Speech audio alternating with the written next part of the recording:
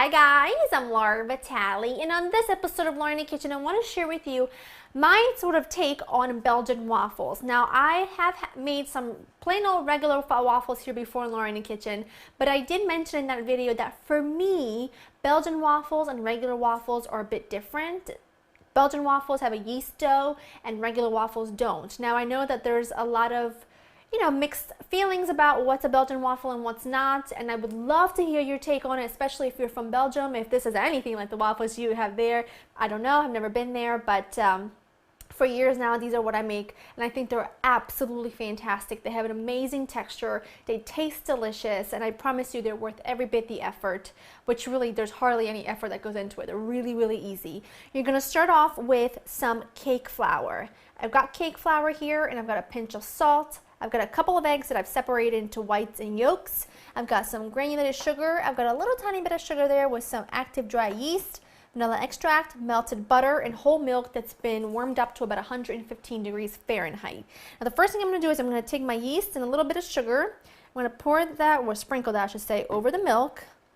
And I'm going to just let that sit aside there so that the yeast can foam up a bit and activate. It's really important. Now, before we go any further, I do want to point out that this has to kind of rest for about an hour, but you can make this batter the night before, and instead of letting it rise on your counter for an hour, just wrap it really well with plastic wrap, stick it in the fridge overnight, and we'll do a slow cold rise. It's not really going to rise a whole lot, but it'll do the job just as well as if you were to wait an hour on the counter. It makes life a lot easier. That way you can have homemade Belgian waffles at any second in the morning without having to wait an hour for the dough to rest. So keep that tip in mind for your weekend brunches or breakfast or whatnot.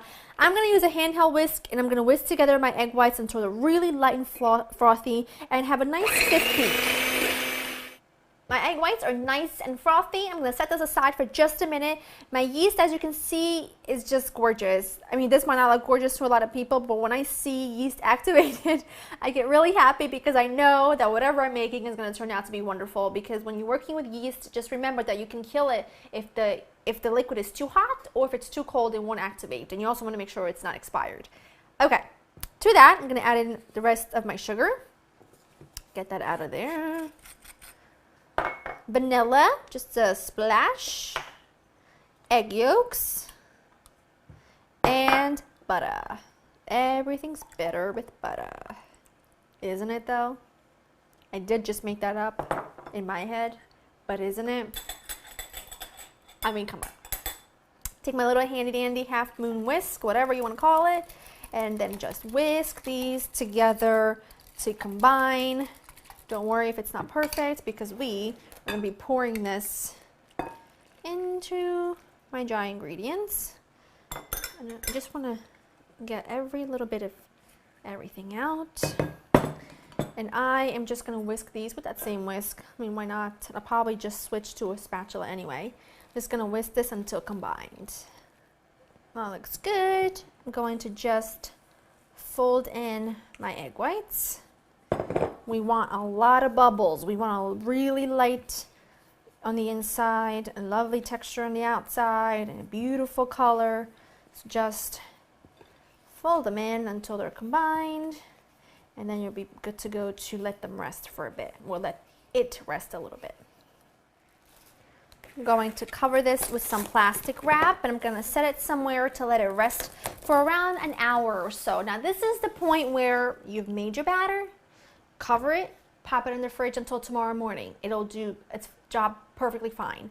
But because I want to eat waffles for dinner, I am going to just let this set out for about an hour or so to relax. I'm going to get my waffle iron ready. And also make sure that whenever you're buying something like a waffle iron or a panini maker or any kind of machine, I guess, keep the manufacturer's instructions, because it's going to vary from mine to yours. So my manufacturer says, they're going to cook them in about 3 minutes. Yours might say they'll need about 8 minutes. So keep the instructions on hand at all times with each little device you have, each little machine you have, so that you have all the information on how to preheat it and all that stuff. Just figured I'd pass that up. Anyway, I'm just going to let this rest, and then we'll get going on making our waffles. That is some gorgeousness right there. I've got my waffle iron preheated, and I have it sprayed with a little bit of spray. Now I'm just going to take my little ladle. Oh, look at this stuff. You know it's going to be fabulous with those bubbles. Let me just put little tiny dots. It'll pop. Mine takes, to be honest, I don't even know the amount of dough mine takes or batter. I'd say maybe 1/4 to 1/3 of a cup each. Something along those lines. And I am making a mess while I'm at it, but that's okay. I'm going to put the lid on and let this cook until it turns green and it's ready to be, they're ready to be taken out. And I'm going to continue to cook them and show you what they look like when they're done and when they're ready to be served. Oh, look at those babies. Now, quick tip for you. When you take waffles off of or out of your waffle iron, make sure that you place them on a wire rack so that it can cool all around. That way the bottoms don't get soggy. They stay with a really nice texture. Oh, I'm breaking this one. That's okay. I'll put that one on my personal plate. Take that for myself. Now, those are gorgeous. Now, if you want to do what I do, tonight, for example, there's just Joe and I for dinner, just my husband and I for dinner. So we're going to have a couple each, and then I'm going to take the rest, I'm going to freeze them in Ziploc bags, and then whenever you want homemade waffles, pop it in the toaster, little maple syrup or butter or whatever you like, and you've got great homemade Belgian waffles anytime you want. I like to serve mine with some fresh berries. I've got some strawberries here that I quickly chopped up so that I can give myself a little taste.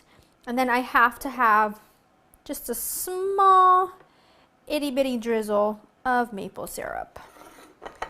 That's a small drizzle for me. Oh, I can tell the texture is going to be fabulous. I can already tell. Let me see. Hold on. I want to show you what the inside of one looks like. See that? Look at that. Look how gorgeous. Look how airy. Those bubbles in there keeping everything really light. That's what I'm talking about.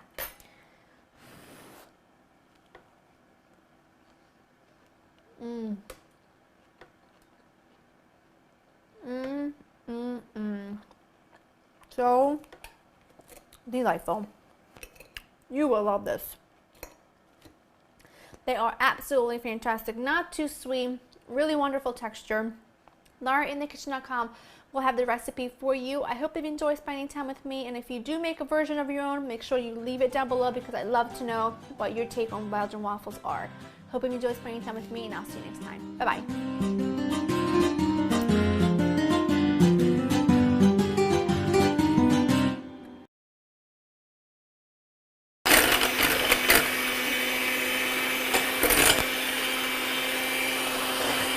Ready in 4.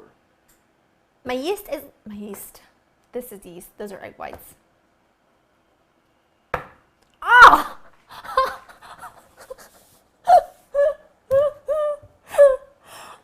Really hurt really bad. Did you hear that? I hope I didn't break anything. Wow.